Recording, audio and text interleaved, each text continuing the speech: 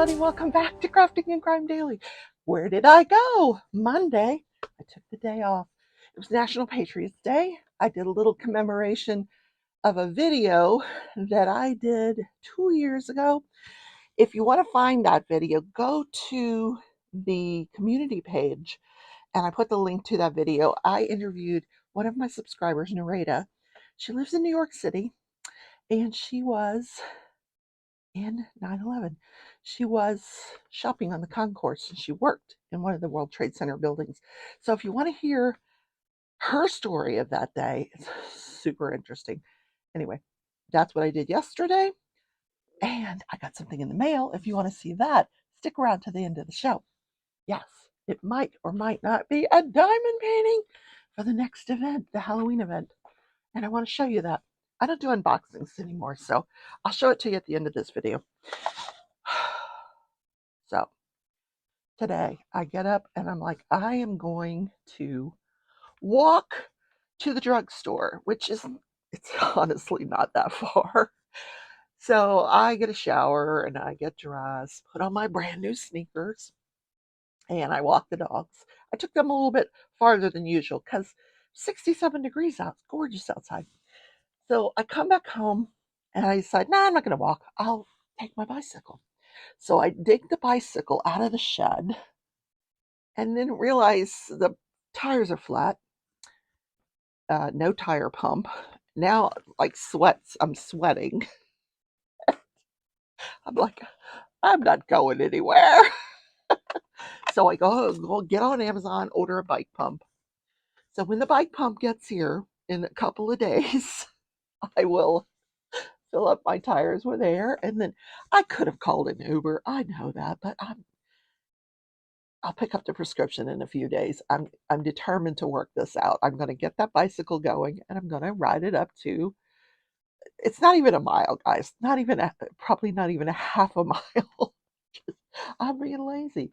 Anyway, there's no live trial going on. They are still picking a jury in the trial that I want to cover, the one where the woman kills her wife in the basement and finds her wife in the basement, has an alibi. She was shopping with their 2-year-old. There was ceiling paint all over the basement. She's been tried. This will be her 4th trial for the murder of this woman. Still picking a jury. All right, today I have a true crime story for you out of Northern Ireland.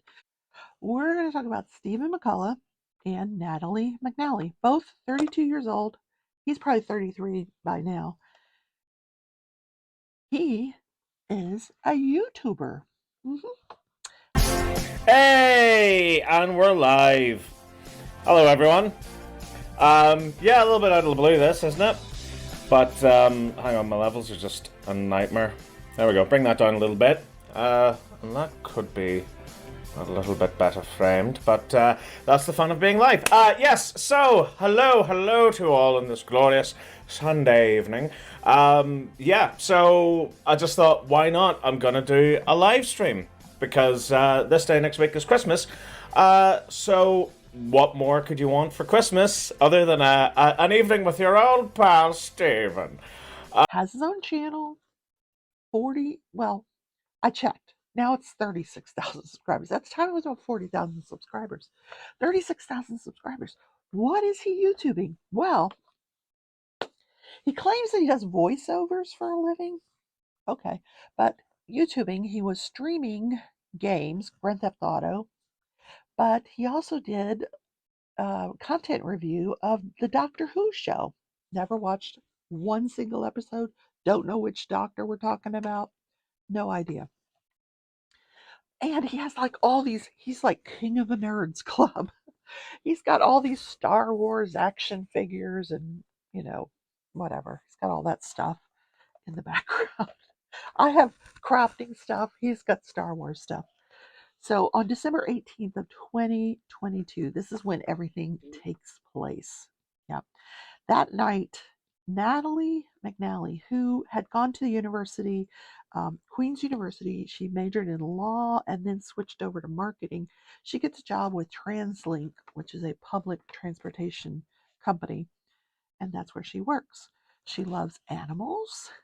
She likes to do jigsaw puzzles. Yay, go Natalie. And football, soccer. We call it soccer. Yeah. So on December 18th, she is at her parents' home in Lurgan, Northern Ireland, and she's watching the World Cup final, which I understand went into overtime, and I never saw that either. So anyway, when it's over, she says her goodbyes and she goes home to an area called Silverwood Glen, Silverwood Green. I apologize. She went home to her house in Silverwood Green, where she lived alone with her 2 cats and her dog. So the next morning, she doesn't show up for work. Now, I might add, this is not unusual. She's 15 weeks pregnant. Maybe she wasn't feeling well, So they're trying to check on her. They're calling, "Are you okay?" She's texting her. She's not responding to anyone. So the boyfriend, not responding to the boyfriend, Stephen McCullough, the YouTuber, he finally decides he's going to go over to her house and check on her. 10 o'clock that night. Goes over to her house, accidentally lets the dog out. Dog goes running into the street, is hit by a car. Dog's okay. Dog survives. Yeah, thank God. Natalie, however, was deceased. She had been stabbed multiple times in the neck and was deceased. So the grieving begins. Now, I'm not positive how things work in Ireland, but the boyfriend is arrested. Stephen McCullough is arrested, but he's cleared once he tells them what his alibi is. Hey, I was live streaming for 6 hours on that night. 6 hours. What were you live streaming? Grand Theft Auto. Now, I looked up his site. It's a thing. It's still there. YouTube hasn't taken it down.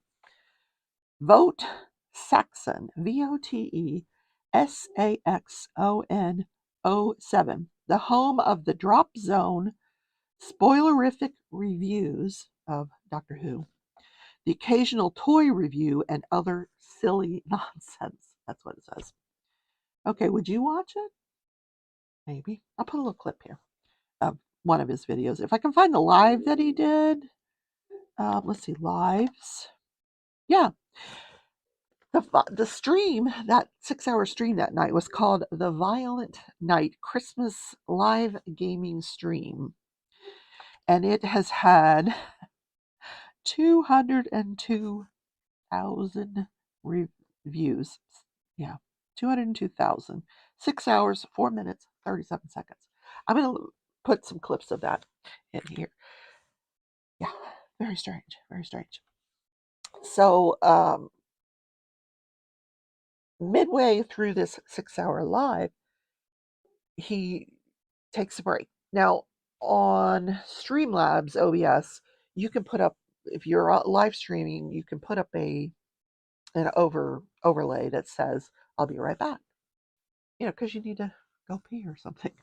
So it'll say, live stream will continue. And so that pops up. And in the middle of that is this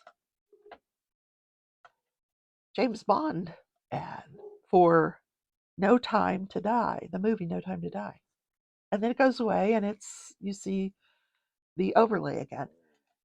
Well, that happens around 9 p.m. And it's that particular time that they think the murder occurred, 9 p.m. So here is what the police think occurred. Now, once the police hear that he's got an alibi, he was live streaming, they let him go. They cleared him. So, and I don't know if arrest is the correct term, but they bring in quite a few people during this investigation under the term arrest, but they're cleared later on. After they cleared Stephen McCullough, he refuses to talk to them anymore. Nope, you've cleared me. I'm not talking to you anymore. Meanwhile, he goes to the vigil for his girlfriend. They talk about how sad this is. Also, during this live stream, he keeps telling the viewers, the subscribers, that he can't, I'm sorry I can't respond to comments because I'm using this particular software and it's, I don't know, I didn't understand that he said it's kind of to the left. I don't know what he meant by that, but, talk amongst yourselves. And he's very critical of YouTubers who just read the chat. Oh, I could just sit here and read the chat, but I like to show you content. So he's showing them Grand Theft Auto for 6 hours. How bored do you have to be to sit and watch a 6 hour live of Grand Theft Auto with a guy dressed up in a Santa hat? I don't know. Anyway, so here's a little timeline of what's going on that night. She leaves her parents' home after the World Cup. Natalie does. She goes home to her 2 cats and her dog. She lives alone, 15 weeks pregnant. She goes home, and her boyfriend texts her on the way home, Stephen McCullough. He texted her about 5:57 p.m. and he says that I'm off to stream for the night. Okay. Boyfriend's busy. So she goes home. The next day, she is supposed to go to work. She does not show up at work. Parents are trying to get a hold of her. Steven's trying to get a hold of her. She's not responding. So about 10 o'clock that night, now this is the next day, December 19th, he goes into her home at 10 p.m. to look for her, opens the door. The dog runs out, goes into the road, and is hit by a car. The dog is fine. The dog survives his injuries. Natalie is found deceased. She had been stabbed to death in the neck. So he is arrested. The boyfriend is always the number one suspect. He's arrested. And I don't know what if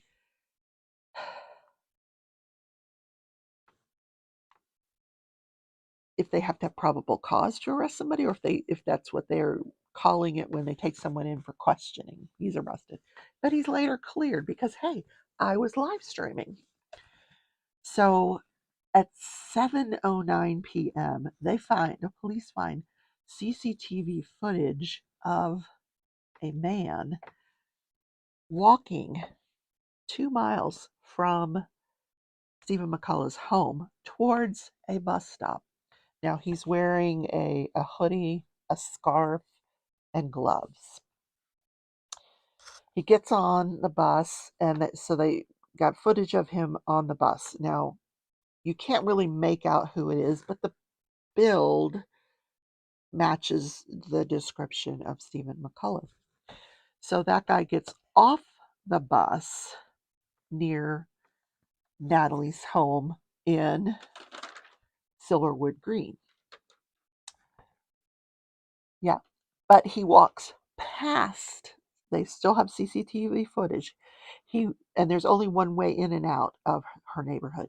So this person on the CCTV footage walks past her house and then comes back.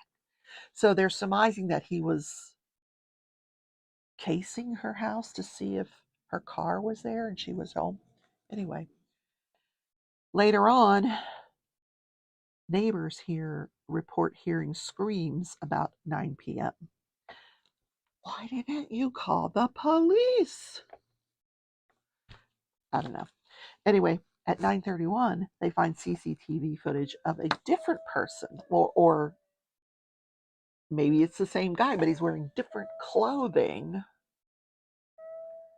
leaving the area, but the same build as Stephen McCullough. Then they get a taxi driver who comes forward and says, yes, I picked up someone around that time, and I drove around 6.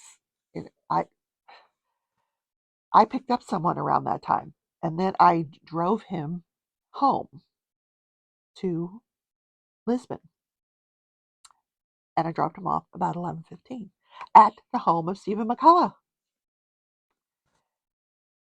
And coincidentally, Stephen McCullough's phone had no activity from 6 p.m. until 11:15 p.m., right after the taxi driver brings him home.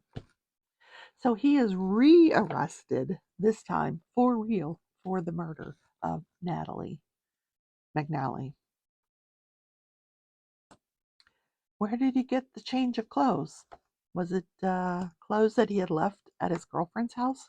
Perhaps. He's been held without bail in Northern Ireland pending trial, and I will try to keep up with that for you.